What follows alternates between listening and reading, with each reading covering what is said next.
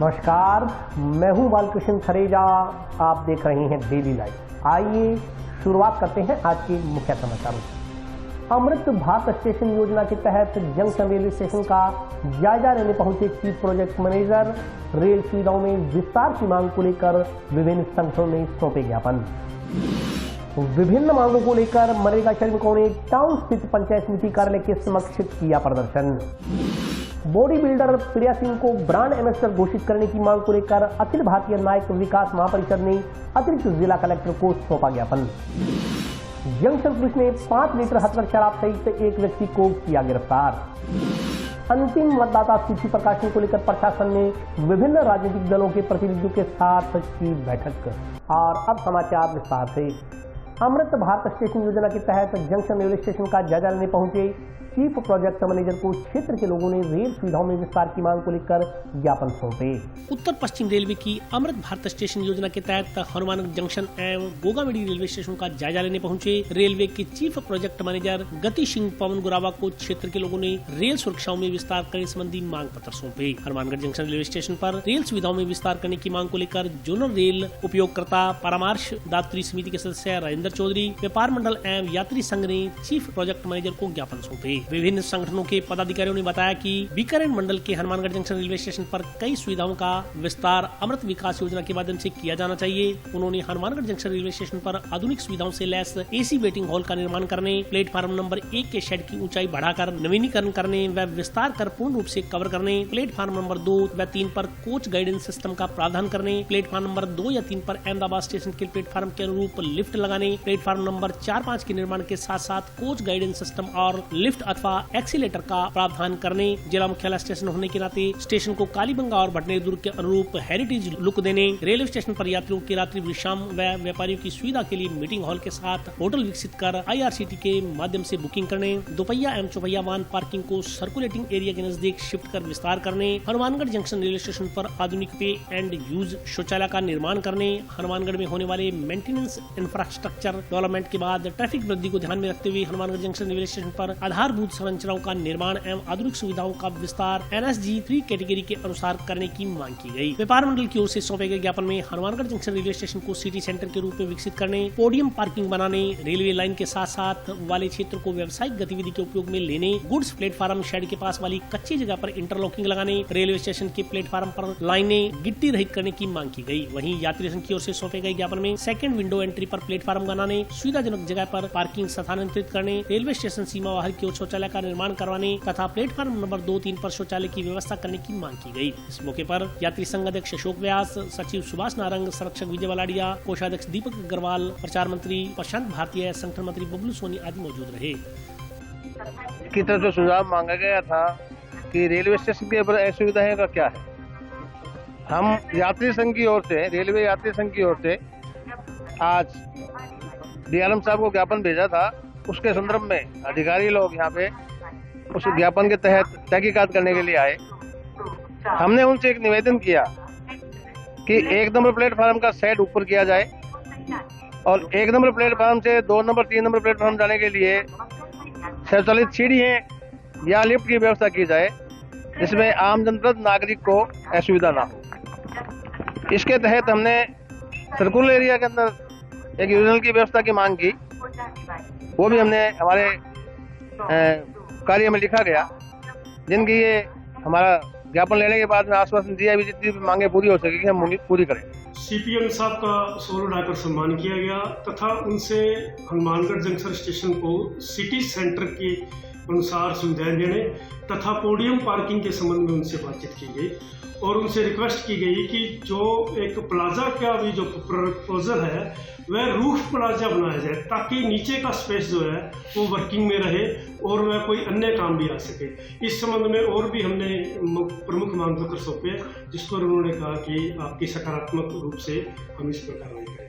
Basically हम लोग जो है विजिट पे जो आए हैं, एक अमृत भारत स्टेशन स्कीम जो है वो डेवलप की गई है, तो वो आई है। उसके तहत जो है स्टेशन के सुधार कार्य जो है वो हमें करने हैं। तो हमारा पर्पज आज यही था कि जन सहभागिता से जो हमें आइडियाज मिलेंगे उसके हिसाब से फिर हमारे गतिशक्ति के चीफ प्रोजेक्ट मैनेजर साहब भी हैं साथ में, वो लोग जो है फिर अपना एक बृहद प्लान बना करके फेज मैनर में जो है स्टेशनों के डेवलपमेंट के कार्य करवाए जाएंगे। वो भी प्लान्स में एक इसका बेसिकली क्या एक बृहद प्लान बनेगा और उसके बेसिस पे जो है फेज मैनर में हम लोग जो है रेलवे काम करेगी, जिसमें एग्जिस्टिंग फैसिलिटीज को पहले डेवलपमेंट जो है वो पहले करवाया जाएगा, उसके बाद में जो है अगले फेज मैनर में हम लोग जो बड़े काम है वो फेज मैनर में करवाए जाएंगे, उनके अनुसार जो है कार्य करवाए जाएंगे। वो हम यही मैं कह रहा हूँ कि उसमें हमने जो भी मांगे आपकी उसमें है उसमें उसको एग्जामिन किया जाएगा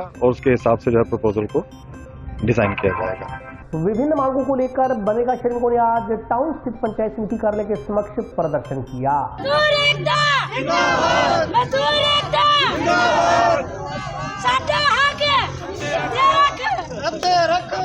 राज्य सरकार की ओर से तय मजदूरी देने व कार्यस्थल पर पानी, छांव, दवाई आदि की व्यवस्था करने सहित 12 सूत्री मांगों को लेकर मनरेगा मजदूरों ने गुरुवार को अखिल भारतीय खेत मजदूर यूनियन के बैनर तले टाउन स्थित पंचायत समिति कार्यालय का घेराव किया। घेराव प्रदर्शन के दौरान दर्जनों की तादाद में मौजूद मनरेगा मजदूरों ने विकास अधिकारी कार्यालय के बाहर धरना लगाते हुए जमकर नारेबाजी की। घेराव प्रदर्शन के बाद मुख्यमंत्री के नाम विकास अधिकारी को मांग पत्र सौंपा गया। इस दौरान हुई सभा में वक्ताओं ने कहा कि मनरेगा योजना भारतवर्ष की सबसे बड़ी कल्याणकारी योजनाओं में शुमार है। इस योजना से आम नागरिकों को अपनी ग्राम पंचायत स्तर पर रोजगार के अवसर प्राप्त होते हैं। पूरे भारतवर्ष के ज्यादातर जरूरतमंद नागरिकों को आजीविका कमाने में यह योजना मील का पत्थर साबित हो रही है। लेकिन पिछले कुछ समय से इस योजना से जुड़े मेट, जो कि इस योजना के सबसे महत्वपूर्ण कर्मी है तथा जो मनरेगा योजना की मुख्य दूरी है, वे विभिन्न समस्याओं से जूझ रहे हैं। न ही मनरेगा मेटों को संविदा कर्मी या राज्य कर्मचारी घोषित किया गया है। बार बार अवगत करवाए जाने के बावजूद भी कोई परिणाम आज तक नहीं निकल पाया है। प्रधानमंत्री आवास योजना के तहत जिले भर में करीब 37,000 लोगों की राशि नहीं आई है। उन्होंने कहा कि करीब 50,000 से ज्यादा इस योजना के पात्र परिवार अभी भी इस योजना का लाभ लेने से वंचित है। भूमिहीन परिवारों को भी भूमि आवंटन राज्य सरकार नहीं कर रही है। इन सब समस्याओं की तरफ ध्यान आकर्षित करवाने के लिए मनरेगा मजदूरों को घेराव प्रदर्शन करना पड़ रहा है। विकास अधिकारी को सौंपे गए ज्ञापन में मनरेगा मजदूरों को राज्य सरकार की ओर से घोषित 231 रूपए मजदूरी देने, न्यूनतम मजदूरी बढ़ाकर 400 रूपए करने, मनरेगा कार्यस्थल पर दवाई, पानी, छांव पाना की व्यवस्था करने,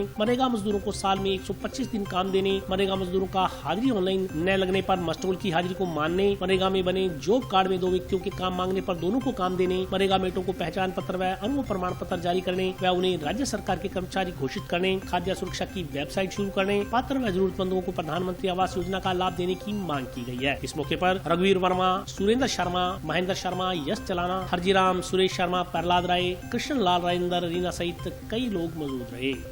हमारी नरेगा की समस्या है, इसीलिए हमें यहाँ घेराव किया है और आने वाली 19 तारीख को हम बड़ा प्रदर्शन करेंगे। मनरेगा मजदूरों की मेटों की समस्याओं को लेकर आज पंचायत समिति कार्यालय हनुमानगढ़ टाउन में प्रदर्शन किया गया है कि बहुत सी पंचायतों में ऑनलाइन हाजिरी नहीं लग रही है। उसके चलते क्या है कि मजदूर काम पर कार्यस्थल पर तो आ रहा है, लेकिन उसकी हाजिरी नहीं लगने की, ऑनलाइन नहीं लगने की वजह से वो खाली जा रहा है। तो इस बात को लेकर गांव में मनरेगा मजदूरों में काफ़ी आक्रोश था और कार्यस्थल के ऊपर जो दवाई है, पानी है, वो दूसरी जो सुविधाएं हैं वो नहीं आ रही है। उसको लेकर पूरी मजदूरी के सवाल को लेकर, आवास के सवाल को लेकर, इन तमाम सवालों को लेकर आज यहाँ प्रदर्शन किया गया और ज्ञापन दिया गया विकास अधिकारी हनुमानगढ़ पंचायत समिति को। हमारा जो 15 दिसंबर को जो समझौता हुआ था उसको लागू नहीं कर रहे हैं, इसलिए आज हम आए हैं और आगे आने वाले 19 तारीख को विशाल प्रदर्शन यहाँ करेंगे और यहाँ घेराव किया जाएगा। हजारों की संख्या में आएंगे। अखिल भारतीय नायक विकास महापरिषद ने अतिरिक्त कलेक्टर को ज्ञापन देकर बॉडी बिल्डर प्रिया सिंह को राजस्थान का ब्रांड एम्बेसडर घोषित करने की मांग की है।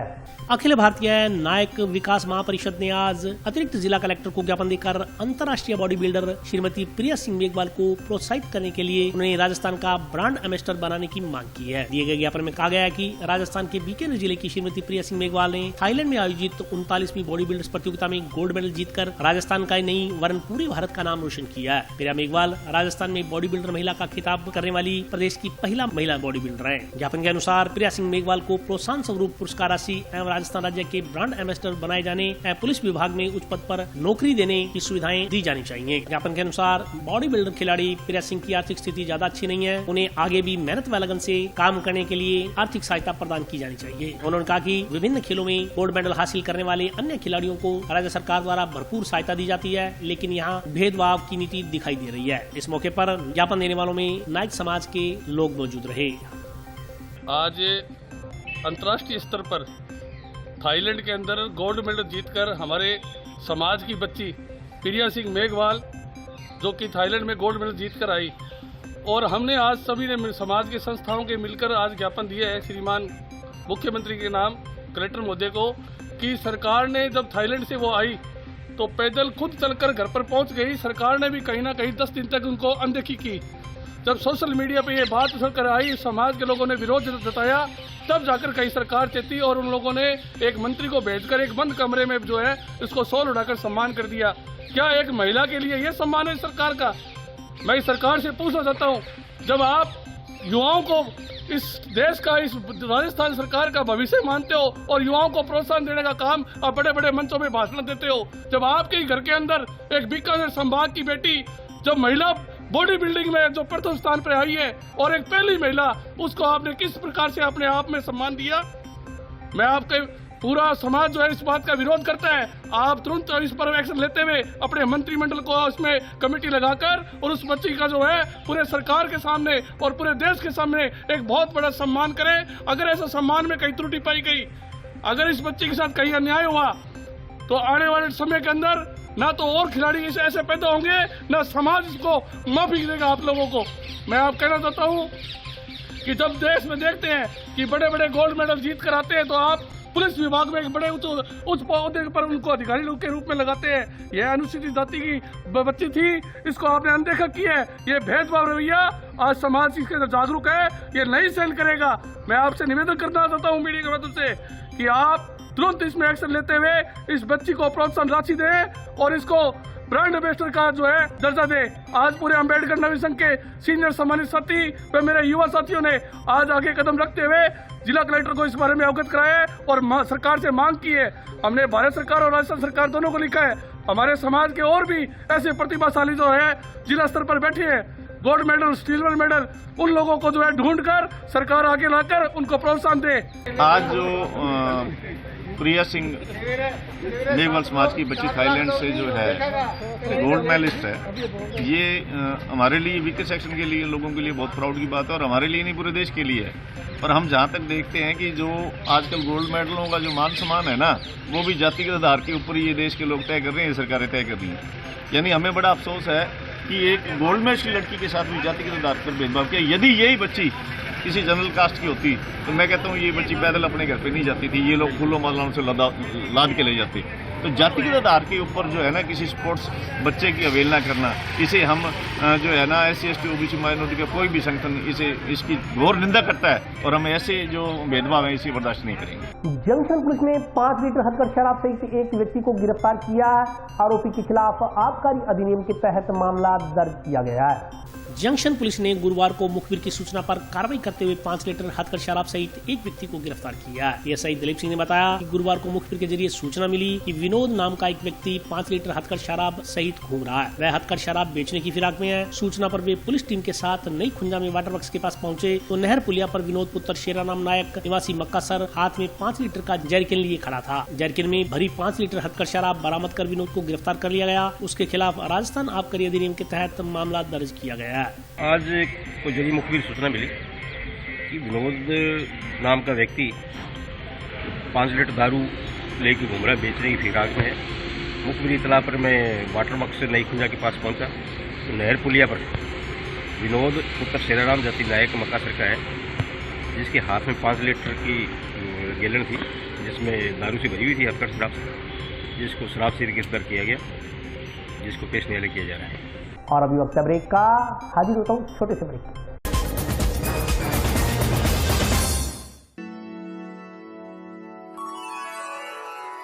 यूं तो कई बार मुझे हंसते देखा है,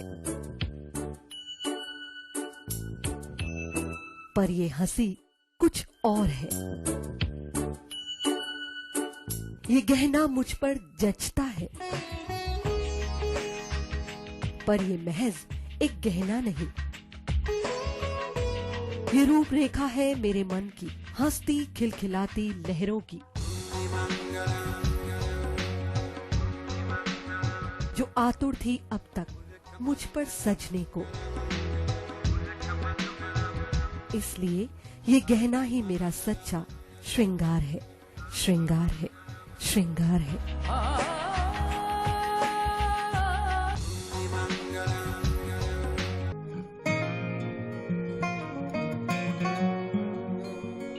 बेटा सतीश, देख बेटा बिजली का बिल आया है, कोई छूट भी मिली है क्या? बजट में तो मुख्यमंत्री जी छूट देने के लिए बोल रहे थे। अरे हाँ माँ, इसमें तो 750 रुपए कम करके आए हैं। अरे वाह, धन्यवाद मुख्यमंत्री जी। सिर्फ आपको ही नहीं, प्रदेश में ये छूट किसी न किसी रूप में सभी को मिल रही है। 100 यूनिट तक बिजली उपभोग करने वाले उपभोक्ताओं को 50 यूनिट भुगतान तक की छूट, 150 यूनिट तक वाले उपभोक्ताओं को 3 रुपए प्रति यूनिट और 150 से 300 यूनिट तक उपभोग करने वाले उपभोक्ताओं को 2 रुपए प्रति यूनिट की छूट दी जा रही है। याद रहे, बिजली की बचत ही बिजली का उत्पादन है। ब्रेक के बाद स्वागत है।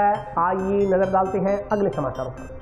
आबकारी विभाग के जंक्शन स्थित मदिरालय कार्यालय से अज्ञात व्यक्ति होलोग्राम के रोल चोरी कर ले गया। पुलिस चोर की तलाश में जुटी है। आबकारी विभाग के जंक्शन स्थित मदिरालय के कार्यालय से होलोग्राम के रोल चोरी हो गए। घटना पिछले महीने की बताई जा रही है। इस संदर्भ में अब जंक्शन पुलिस थाना में मुकदमा दर्ज करवाया गया है। जानकारी के अनुसार मदिरालय के उप प्रबंधक राजेश खुशीजा पुत्र चमन लाल ने रिपोर्ट दर्ज करवाई कि अज्ञात व्यक्ति मदिरालय कार्यालय हनुमानगढ़ जंक्शन से 21 नवंबर 2022 की रात्रि को मैसेज सुंदरम टेक्नोलॉजी को जारी होलोग्राम के रोल चोरी हो गए। पुलिस ने अज्ञात व्यक्ति के खिलाफ मुकदमा दर्ज कर जाँच शुरू की है। गुरुवार को जाँच अधिकारी ASI मूसे खान ने आबकारी विभाग के मदिरालय कार्यालय पहुंचकर अनुसंधान किया, नक्शा मौका तैयार किया। पुलिस की ओर से CCTV कैमरों की फुटेज खंगाली जा रही है।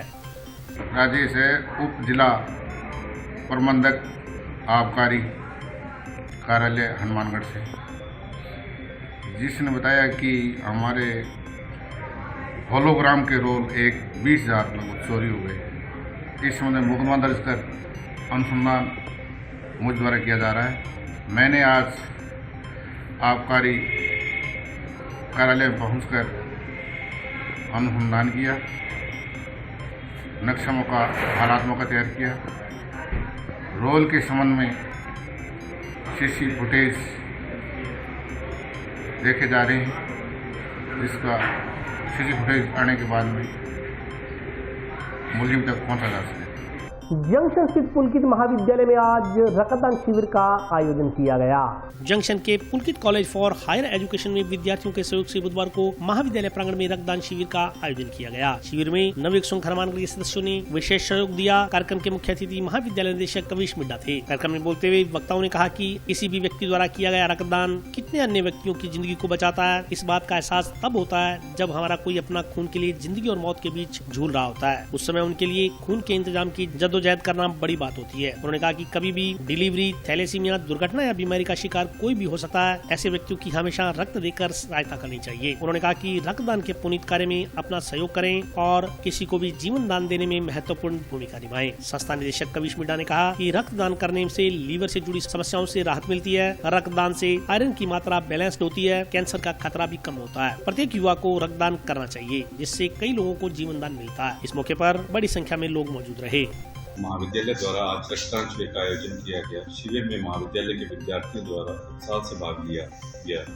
नवयुवक संघ हनुमानगढ़ द्वारा विद्यार्थियों को रक्तदान के प्रति फैली भ्रांतियों को दूर किया व रक्तदान के लिए प्रेरित किया। महाविद्यालय समय समय पर विद्यार्थियों के शारीरिक एवं मानसिक विकास के लिए ऐसे आयोजन करता रहता है। आज के शिविर में अनेकों विद्यार्थियों ने प्रथम बार रक्तदान किया व भविष्य में रक्तदान करने के लिए संकल्प किया। आज हमारे महाविद्यालय में रक्तदान शिविर का आयोजन किया गया है, जिसमें स्टाफ ने पूरा अपना योगदान दिया है।